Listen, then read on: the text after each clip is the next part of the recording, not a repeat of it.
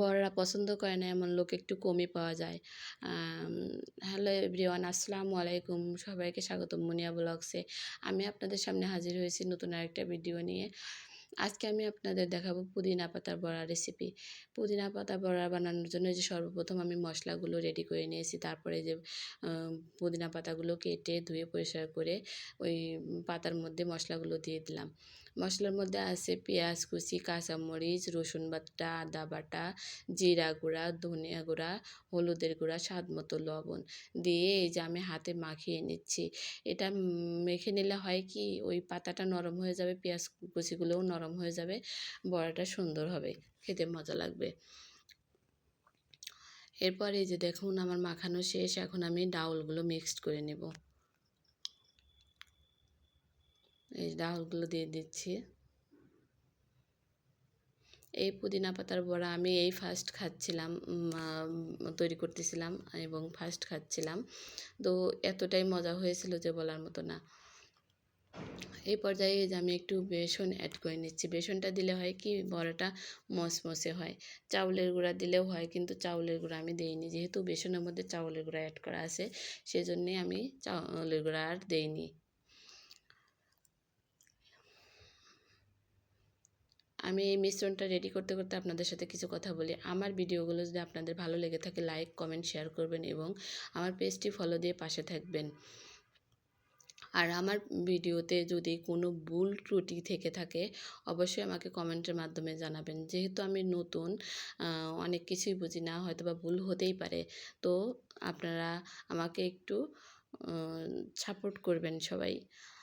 আর নতুনরা নতুনদের সাপোর্ট করবে, এটাই স্বাভাবিক।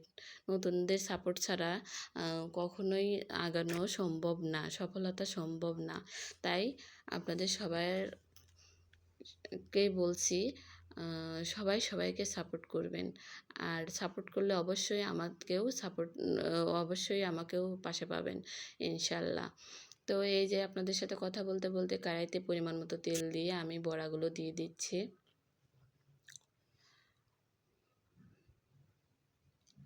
এই বড়াটা এতটাই মজা ছিল যে বলার মতো না। এই বড়াটা গরম ভাতের সাথে বা বিকেলে নাস্তায় সস দিয়ে, বিট লবণ দিয়ে খেতে খুব মজা হয়। এই যে দেখুন আমার এক পাশ হয়ে গিয়েছে, আমি উল্টিয়ে নিচ্ছি। কে কে আমার মতো পুদিনা পাতার বড়া কখনো খাননি, কমেন্ট করে জানাবেন। আর যদি না খেয়ে থাকেন, খেয়ে দেখবেন একবার যে এটা কতটা টেস্টি হয়। তো এই যে আপনাদের সাথে গল্প করতে করতে আমার বড়াটা প্রায় রেডি। যে এখন আমি নামিয়ে নিব। দেখুন কত সুন্দর কালার আসছে, আর এতটাই মচমচে হয়েছিল যে বলার মতো না।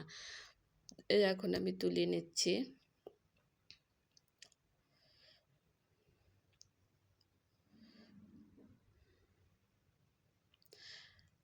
আর অনেক এলাকার মানুষ কিন্তু এই বড়া দিয়ে পান্তা ভাত খেতে খুবই পছন্দ করে। আমার কাছেও খারাপ লাগে না যদিও। যাই হোক, এই যে দেখুন এই যে বড়াগুলো কত সুন্দর হয়েছে। আমি এই পর্যায়ে কিন্তু আমি একটু খেয়ে দেখছিলাম যে আসলে কেমন হয়েছে। আর তার আগে কিন্তু আমার হাসব্যান্ড সস দিয়ে টেস্ট করেছে। তো ধন্যবাদ সবাইকে, ভালো থাকবেন, সুস্থ থাকবেন, আল্লাহ।